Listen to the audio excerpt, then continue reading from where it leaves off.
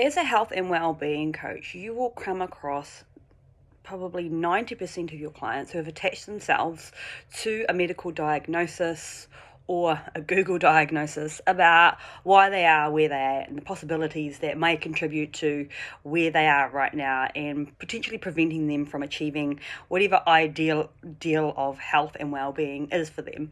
And what I'm referring to here is kind of things like gluten intolerance, like irritable bowel syndrome, like polycystic ovaries, like menopause, premenopause, stress, any stress-related issue. There might be a thyroid issue or a potential thyroid issue.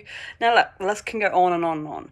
Now, while I do not want to discount any truth to those diagnoses, whether it's been confirmed or not, what I also want to draw attention to is the myriad of possibilities that are laying in behind those diagnosis that are preventing the client from achieving their goals. The intangible things, the beliefs, the conflicts, the genetic conditioning through thoughts and behaviours that have followed all the way through to where they are right now, thus meeting them at a point where they are stuck and attaching themselves to all kind of conclusions.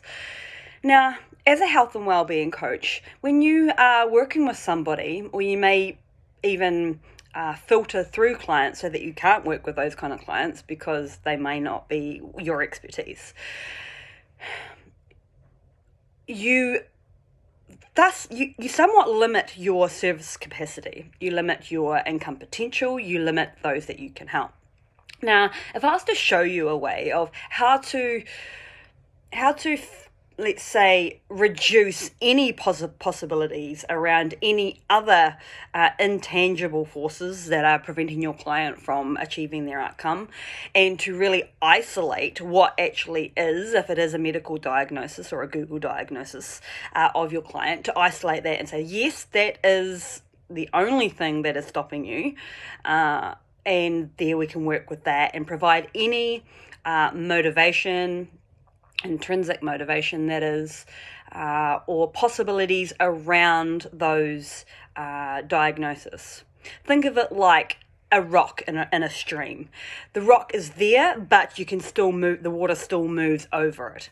All right, so we can work around it, or the client can find ways and solutions and resources to work around it, thus still being able to achieve an outcome that they can be ultimately happy with and still moving towards a state of health and well-being that fits for them. So long story short, if this is something that you want to open up as a possibility for your services, for your coaching services, to make your services unlimited, to make your clientele unlimited, because you have those skills.